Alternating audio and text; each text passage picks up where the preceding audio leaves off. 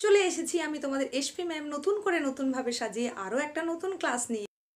আজকের ক্লাসে তোমাদের দেখাবো যদি কোনো বিষয়ের উপর পার্থক্য লিখতে হয় তাহলে সেটা তোমরা ঠিক কিভাবে লিখবে। আজকের পার্থক্যের বিষয় নিবিড় কৃষি বা প্রগাঢ় কৃষি এবং ব্যাপক কৃষির পার্থক্য। পার্থক্যটা ঠিক কিভাবে লিখবে সেটা বলার আগে তোমাদের একটু বলে দিই কৃষি কাকে বলে। তাহলে এখন দেখে নাও আমরা কৃষি কাকে বলবো। অধ্যাপক জিমারম্যানের মতে জমিতে স্থায়ীভাবে বসবাসকারী মানুষ যখন উদ্ভিদ ও প্রাণীজগতের স্বাভাবিক জন্ম ও বৃদ্ধির প্রক্রিয়ার সুযোগ নিয়ে আপন চাহিদা মেটানোর জন্য উদ্ভিজ্জ ও প্রাণীজ দ্রব্য উৎপাদন করে তখন মানুষের ওই প্রচেষ্টাকে কৃষি বলে। এইবার দেখো বিভিন্ন ভিত্তিতে কৃষির নানান রকম শ্রেণীবিভাগ করা হয়ে থাকে।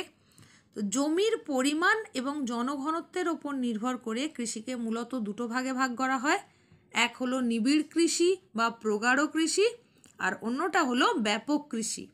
এখন দেখে নাও এই দুই কৃষির পার্থক্য। প্রথম পার্থক্যের বিষয় হিসাবে আমরা করব সংজ্ঞা।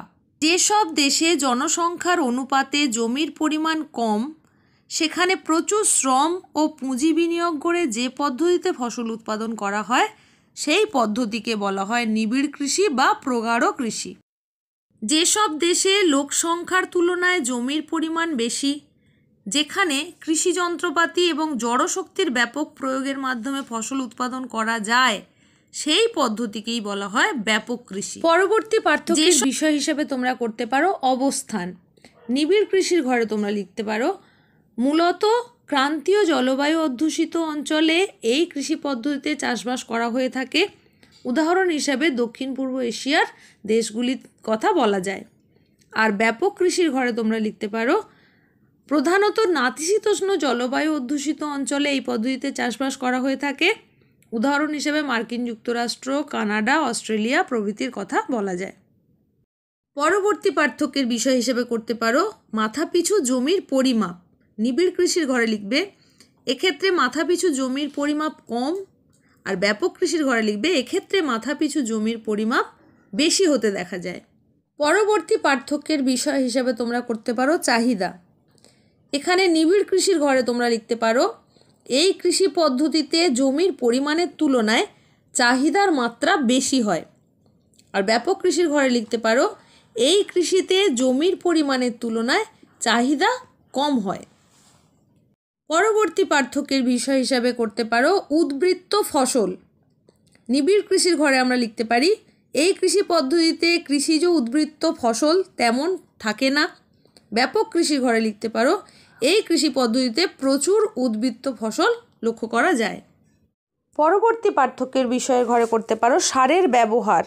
নিবিড় কৃষির ঘরে তোমরা লিখতে পারো এই কৃষি পদ্ধতিতে মূলত জৈব সারের প্রয়োগ ঘটানো হয়। আর ব্যাপক কৃষির ঘরে লিখতে পারো এই কৃষি পদ্ধতিতে জৈব সার এবং রাসায়নিক সার উভয় প্রকার সারেরই প্রয়োগ করা হয়। পরবর্তী পার্থক্যের বিষয় হিসাবে করতে পারো যন্ত্রের ব্যবহার। নিবিড় কৃষির ঘরে তোমরা লিখতে পারো এই কৃষি ব্যবস্থায় যন্ত্রের ব্যবহার খুব কম, তবে বর্তমানে বেশি করে কৃষি যন্ত্রপাতি ব্যবহার করার চেষ্টা করা হচ্ছে।